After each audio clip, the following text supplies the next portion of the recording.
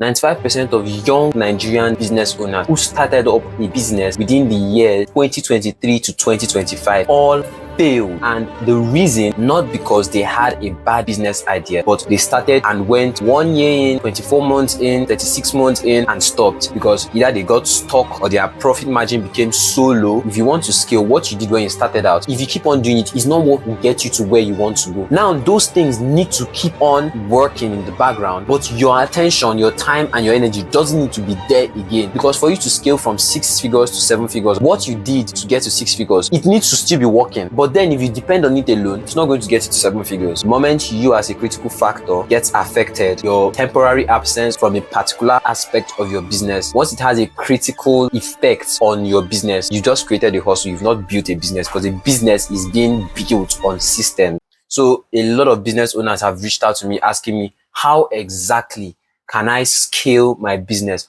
Or how exactly can I start a business in Nigeria, in Africa, and survive? And not only survive, but thrive. This is a very big concern because it's mostly young business owners, and most young people have this belief that you have to be elderly, because most of the people we've seen run the biggest businesses we've known, people like Grant Cardone, people like Warren Buffett, Elon Musk, these are people who we believe are able to build such businesses because they've had a certain kind of experience over the years. So you as a young person need to have those certain kind of experiences before you're able to build a successful business. And that's not true. I've seen a lot of young business owners build massive businesses. Look at people like Iman Gadzi, look at people like Dave. There are lots of young people I've seen build young, big businesses at a very young age. So what exactly am I going to be sharing with you in this video? I'm just going to be touching 5 reasons why young Nigerian business owners are not able to scale their businesses. All right. The first 3 reasons would be for startups. That's people that are starting up a business, a company, a software, whatever. And the last 2 reasons would be for people who are already into the business, who have gotten some kind of momentum, have started seeing some kind of results, but are stuck somewhere. So the first reason why most young business owners or most businesses don't scale in Nigeria or even succeed their first 3 months or 4 months is because they don't have a clear business model. You mistake the fact that you started selling a few things and you started making a couple of sales there. You think you built a business. Most people try to start up a business with a skill or a product, not a system. You start a business quite all right with these 2 things, either a skill or a business, but you don't maintain and scale this business with these skills. You need a system. All right. So if the little sales that probably you started making sales from the product you're selling, your product, or you're an affiliate for a product, and you think you've built a business, no, you've just created a hustle. Because guess what? The day you fall sick, you have some critical health challenges, your business stops. The moment you as a critical factor gets affected, your temporary absence from a particular aspect of your business, once it has a critical effect on your business, you just created a hustle. You've not built a business, because a business is being built on systems. I'll give you an example. A graphic designer. So a graphic designer, most of you say a graphic designer, how can I build a business? You want to build a business as a graphic designer or as a copywriter or as a video editor. But then when you're being asked what are your core packages, because you're so used to rendering services one-on-one, someone asks you how much is your flyer, you say it's 5K. So when they tell you, okay, if I want to design 20 flyers, how much? You start doing 5K times 20. Is that what you're going to do for, let's say, 50 business owners that approach you? No. As a graphic designer, as a video editor, as a copywriter, you need to have what we call packages. You need to have what we call offers. You need to know you need to have an idea. In fact, you have to plan your retainer offer. What are retainer offers? Retainer offers are if a company, a business walks up to you and be like, okay, we want you to design all our flyers for the next 6 months. Are you prepared for those kind of offers? You want to build a business as a graphic designer, as a video editor, as a copywriter, but you don't have plans for retainer offers. These are what would actually build your business in these skills, in these certain aspects. All right. So when you're starting out, have a clear business model. And I usually tell people this: you should always have a value ladder. Whatever business you want to start out, or whatever, of course, a business always starts with a product or a skill. When you're picking this product, when you're picking this skill, ask yourself, create the value. Like, you don't even need to create it; they have been created already because people are already succeeding in those aspects. So you carry out proper research on the value ladder of that field. This product I'm picking now, what's the highest amount of money I can make in a month, in a year, quarterly, in 2 years? What's the highest amount of money I can make in revenue if I start it now? In the next 3 years, in the next 4 years, what's the highest amount of money I can make in profits? You need to have an idea so that you start planning towards that. And now when you have that idea, you're not going to be stuck in the hustle level of that business, of that skill. Hustle level is, as a graphic designer, you're just out for someone that would pay you for a flyer design, someone that will pay you for a thumbnail design, not 3 thumbnail designs, not your offer, not your retail. Do you understand what I'm saying? So you need to have a value ladder. If I want to make 10K per month from this product or from this skill, what do I need to do? If I want to make 500K per month from this product or from this skill, what do I need to do? If I want to make 10 million naira per month from this product and from this skill, what do I need to do? You need to have a clear picture. Even though it's not clear, at least you know that, okay, you just have a framework. You just have a framework in your mind of how much you can make from this business per time and how you can do that, the systems you need to implement to do that, even though you don't have the resources to do it, just know it. All right. So when starting out a business, you need to have a clear business model. So that these are the 3 things you need to do if you don't want this first reason to affect your business. First of all, before starting or while you're already in the business, because most times people just dabble into something and you did something, people just found out, wow, I like this, and you did not plan to start a business around it. So instead of is what I'm about to tell you now, it's not a must. You will do it before you start the business. It could be when you're already doing what you're doing.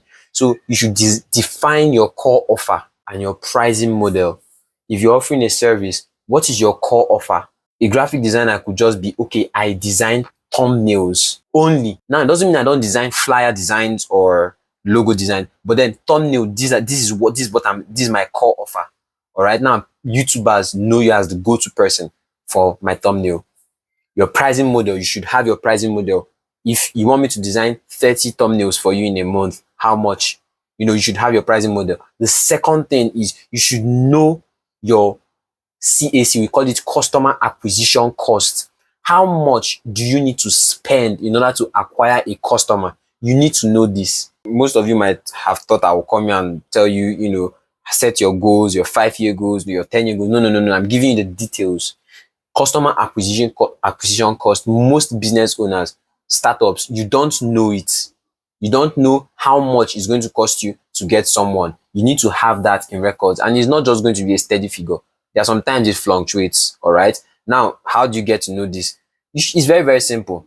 Let's say you ran an ad, all right, for one person that came, Facebook charged you this amount. You could also have a 0 CAC, customer acquisition cost, when you drive leads organically. So you posted a video on TikTok and it blew up and people start rushing to your DMs, they're rushing to your landing page from that video. You have 0 customer acquisition cost there. All right. So you should just know this. You should have it in your mind. What happened for this person to come to me? How much did I spend? How much did I not spend? Another thing you need to know is lifetime value. What is lifetime value? How long a customer spends with you. So how much do you need to spend? What does it cost you? It's not necessarily just money. How much does it cost you? Is in your time, your energy, your attention, or your money? How much does it cost you to keep a customer with you for a certain period of time? Most of you have a crazy lifetime value with Netflix, with YouTube Premium. How long have you stayed subscribed? Every month you subscribe. How long have you stayed with a particular product? If you're a startup, you need to know. You need to be aware of that, because actually lifetime value is a very, very, very important thing if you really want to scale. At the end of the day, most companies make more money by retaining customers, by their repeat sales, more than the new sales that come in. The third thing you need to keep in mind is the transition. This for service owners, for service business owners, your transition from a skill to a system. So how you should know how you can transition from being just a freelancer who people just hire to do this to owning your own brand, where you now have offers, where you now have packages, where you now have retainer offers. Do you understand what I mean? So this has to be in mind if you're starting up a business. Remember, I said the first 3 reasons will be for startups, the remaining 2 will be for people who are already established. The second reason most businesses don't scale in Nigeria is you try to serve everyone, and at the end of the day, you end up serving no one. So most startups just try to sell their products or their services to anyone with money. That's just their goal. If you have money, they start pressuring you, whether most of them don't even want to know if you need their product or not. All right. They try to sell to everybody in the marketplace who has money to buy the product or to hire the service. This kills your positioning, your branding, and your marketing strategy, because you can't have a position if you don't have a location. For you to position yourself somewhere, it means there's a certain ranking in that tribe, in that clan, for you to be at a certain level. Do you understand? You can't just come in the middle of nowhere and have a position there. And who are the people that at the end of the day position in authority? It's because you have a certain edge over the competitors, and a certain kind of people prefer you to other people who offer the same services you offer. Now, that can be possible if you don't have a certain segment of people who see you as the authority. Do you understand what I mean? Don't get me wrong. Most startups, you might have to break into the market by trying to get as much people as possible on board to use your product. But if you think that that's the way you will scale, that's a big lie. At the end of the day, you need to have a cut-out market segment who appeal to your product, who your product appeals to their needs. Don't make that mistake of blending in so much that no one remembers you. I'll give you an example. Say a fashion designer, or you're a video editor, you have a video editing course, you just come and start saying, come and learn video editing. Who are you appealing to? You say, if you want to learn the skill of video editing, come and learn it. You're trying to break into the market, and you're going to blend in with every single person that has a video editing course. Instead, you can say, just pick a select few. You could say business owners, digital marketers. If you want to learn how to edit videos that create or drive more sales to your funnels, or drive more leads to your funnels. You see how specific you're becoming. For a fashion designer, don't just break into the market and say, I sell clothes. You could say, I sell this kind of clothes for Gen Z females. Select your niche. You're not leaving money on the table. It's better to start small than expand. That is the way business is.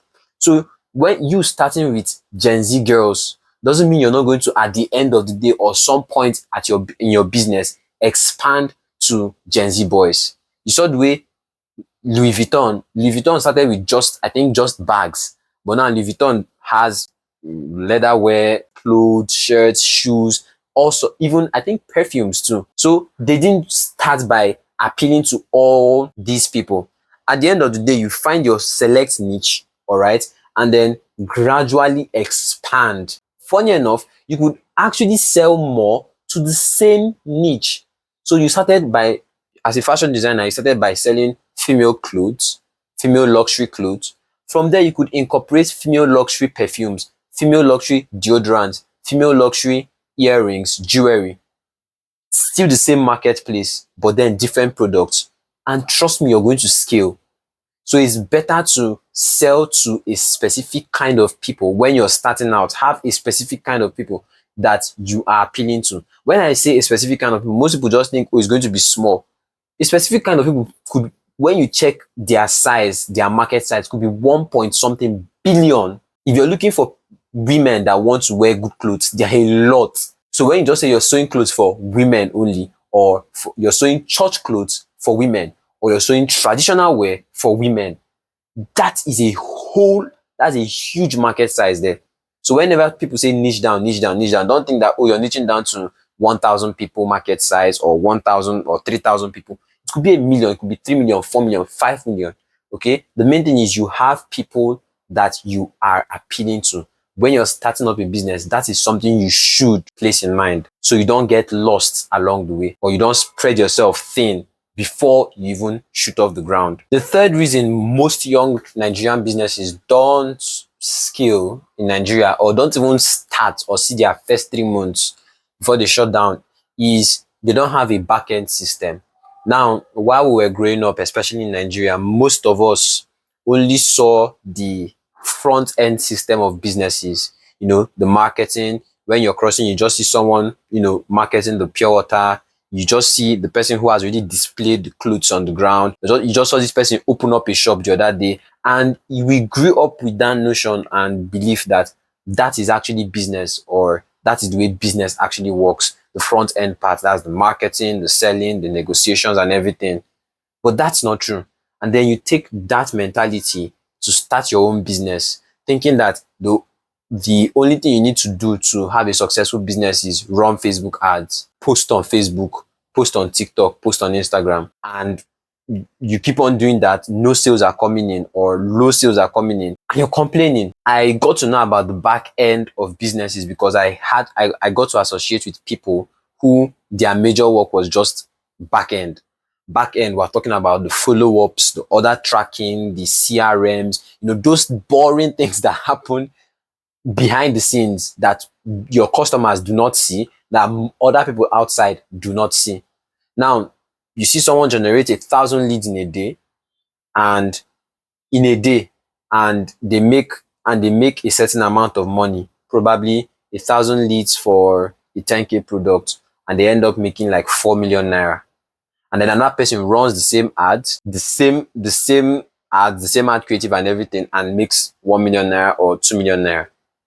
But when you now go in depth, you come to understand that the person who made 4 million naira maximized and made good use of the back end system. You can see this person retargeting ads. So this person viewed my video, okay, Facebook, this next campaign we're launching, retarget people who have watched this first ad, or retarget people who viewed my profile, retarget people who liked the video but didn't click on the link. These are back-end things that people will not talk to you about. Now, coming down, that same person who made 4 million naira implemented follow-up strategy. So you could see one of my funnels has a 7-day follow-up strategy, another one has a 15-day follow-up strategy. Now, when people come to buy, first of all, you think that people have a lot they think about. So thinking that once someone watches your ad video and clicks on the link, they are going straight to checkout, that's a lie. That's an illusion. If you think that, you're naive. All right. You need to prepare. Someone could be so excited and enthusiastic to make a purchase, and then their phone dies, or an important call comes in and they totally forget about you. They receive bad news or so much good news that they even forget to make the purchase. That's the essence of follow-up. These are back-end metrics you need to track. All right. If it's for a physical good, you need to do other tracking. When someone finally makes a sale, what happens next? We tend to forget these kind of things. Yes, marketing, lead generation, everything, they are good. But then you need to factor in the nurturing and the closing. Lead generation is beautiful. You need leads. Leads are the powerhouse of every business. But then if those leads come in, if you're not able to manage them well, you keep on begging for leads. So the day you stop running ads is the day you stop making sales. And that's not a business. Again, that is a hustle. A business is supposed to function even when a part of it stops working temporarily. And how is that possible? If you're factoring in the back end, you create lists. Someone fills a form before they come to your DM, or when someone comes to your DM, they are added to a list, your own list. Now, the day you stop running ads, you could stop running ads for like a week or two, but you still have a product you want to sell. Does that mean you have to start setting up an ad from scratch again? That's not a business. You could go to the list you already have and sell that product to them, pitch the product to them. Yeah, probably 7-day period, you start anticipating, you start building anticipation, teasing the product before you now launch it. And believe me, you make sales. That's a business. Sales on demand. So factor in the back end. Have bio data of all your customers. At least 90% of your customers have bio data, have their bio data, their name, their email, so I could reach out to them whenever you want. That is building your back end. For those of you who have been asking how I manage my back end metrics, I use just one tool. When I started out, I normally used numerous tools. Like I use WhatsApp for WhatsApp automation. I use Google Sheets. I use a lot of tools. But recently, for over the past 1 year now, I've been using just one tool to manage all my marketing and my back end metrics, and it's Selzo. Basically, Selzo helps with all automation. I can literally be here making a video and add launches. From there till a sale is made, everything is automated for the next 7 days of that person who clicked on my ad. And that's just for WhatsApp automation. There's a whole lot. All right, if you'd like to know, I'll link a video in the description. Watch that video, understand how Selzo works, and you can start using it for your business. The fourth reason why businesses don't scale in Nigeria is what I call founder dependency. For people who have already started businesses, you have something going for you. You've cracked the code, basically. All right. They fall into this trap of having to do everything. Now, you started as an entrepreneur, quite all right. You're the one who designed your flyers, who edited your videos, who shot your videos, who talked to clients, who closed clients, who got on calls with clients, who did basically everything when you were starting out. If you want to scale, I always tell people, if you want to scale, what you did when you started out, it's not what would you, if you keep on doing it, it's not what will get you to where you want to go. Now, those things need to keep on working in the background, but your attention, your time, and your energy doesn't need to be there again. Because for you to scale from 6 figures to 7 figures, or from 7 figures to 8 figures, what you did to get to 6 figures, it needs to still be working. But then if you depend on it alone, it's not going to get you to 7 figures. So how do you make this possible? By automation, by building systems. Now, the mistake I see a lot of business owners make is they want to carry everything on their back. You want to scale your business, but if you disappear from your business for 2 weeks, your business literally dies, like totally dies, because you're the one that sets up your ad. You're the one that receives the people that come from ads. You're the one that gets on calls with them. You're the one that if it's for realtors, you're the one that takes them to the site for inspection. You're the one that basically does everything. That is wrong, because you're going to encounter burnout and chaos. You're never going to scale. So what do you need to do at this point in time? Delegate. And most people have problems with delegation, because what you get when you do that work, you still want it. You want that satisfaction when you complete a task. But then at the end of the day, you need to also, if you want to build a successful business, you need to have that passion. You need to be interested in building others. And the only way you can build others is by delegating what built you to them. So those tasks that you normally do, bring one person in, teach them how to run Facebook ads. It's a win-win, because this person now knows how to run Facebook ads, and they start running Facebook ads from you, and then you take away your attention from that. Probably you monitor and supervise for like 2 weeks or 3 weeks, but then after that, you're no more, that section is now for him or her. You bring in another person, you teach them how to get on calls and close calls. Spend a couple of hours with that person every day, watching you do it. Delegate. You could delegate to people. You could delegate, of course, we're in the age of AI. You could delegate to AI.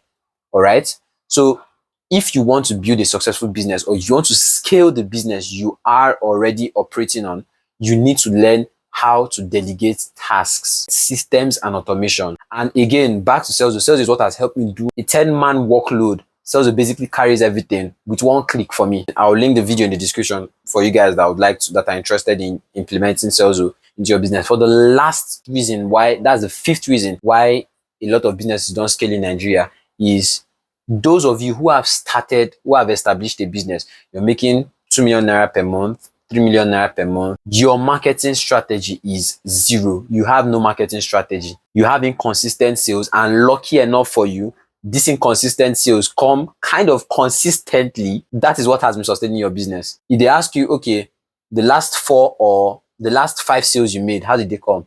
You don't know. This one came from TikTok, this one came from Instagram, this one came from a Facebook ad, this one came from referrals. You have no structured marketing strategy. If you want to scale, you need to have a structured marketing strategy.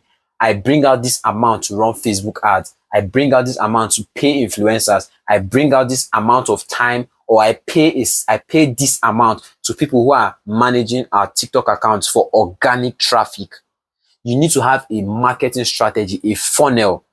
When someone sees your video or sees a video of your product or your ad, from when they see it till when they make payments or when they come in direct contact with you, probably on your website, on your landing page, on your WhatsApp DM, on your Instagram DM, wherever, you have everything structured. You curated everything from start till finish. You need to have a marketing strategy if you want to scale from 6 figures to 7 figures, from 7 figures to 8 figures. All right. We're not here for vibes. Don't just post a video one day and say, oh, let's just post a video today. Oh, I haven't posted in the past 2 days. Let me post a video today. We haven't posted. Probably you're talking to your team. Like, we haven't posted in the past 1 week. Try and post something. You don't just post anything. If you want to scale, everything is strategic, right from when you say good morning. All right. So everything needs to be planned. You don't just tell your team to post anything so that we have something going on our social media page. That's wrong, because you're going down the rabbit hole where you post anything and that anything gets you a buyer or 2 buyers, and you don't know that is that anything that got you these 2 buyers. So you just say, oh, we've made 2 sales today. Yay, hooray. You need to understand where your sales come from, how your sales come, what you did to make those sales. And this is something most people don't talk about actually. They're kind of complicated terms, but again, I said the first 3 were for startups, and the last 2 reasons I was going to give are going to be for people who are already in the business. So if you're already in the business, you should understand terms like customer acquisition, you should understand terms like churn, you should understand terms like customer retention, all those terms. Now you need to track these things like your life depends on it. You need to track your key metrics like conversion rates. When you spend this amount of money, this particular video, this particular ad, this particular person, what is the conversion rate? How often and how fast do people come in from this funnel or from this ad source or from this customer source? All right. You need to also know your customer source. Is it mostly organic or is it mostly paid? You need to have these things in perspective, because if you don't, your business will crumble, or your business will just be a side hustle. All right. So understand where your customers are coming from. Understand what you do to keep these customers. Basically, this number 5 solution is like a compilation of everything we've said. All right. You need to know the lifetime value of your customers. You need to have your offers in check. You need to know the acceptance of your offer for different kind of people or your target audience. All right. I heard before Netflix even penetrated into Africa, they carried out proper in-depth research to know the average spending level of an average Nigerian, or an average African. All right. So you might be paying $2 per month for Netflix subscription, and someone in China or someone in the UK is paying $4 or $5, because that is their average spend. That's their average spend there. Do you understand? So you need to carry out your research. You started making money, quite all right, but then it doesn't mean you can't penetrate, you can't expand, because of course we're looking for the scalability we're looking for. So you need to understand these things, these key metrics, these basic intricate things that people don't normally talk about on social media. And one last thing you need to know is, if you don't have leads flowing in daily, you don't have a scalable business. So in as much as I talked about lead generation, I talked about nurturing and closing, these 3 things need to work hand in hand in order to have a successful, scalable business. All right. If you focus on one, the others crumble. If you focus on the others, this one crumbles. So lead generation is not the most important. Nurturing is not the most important. Your metrics, monitoring your key metrics is not the most important. All of them are important, and all of them need equal attention, and you can't provide equal attention. That is why you need the help of either people or AI, which is cheaper now. Okay. So by implementing the system by implementing automations and building systems. If you got value from this video, hit the like button, hit the subscribe button to join the family. And of course, share this video with 3 business owners you know who would need this to scale their businesses. Just 3, no more, no less. And as always, where you are right now, not your final destination. I shall see you at the top. But for now, lock in and represent.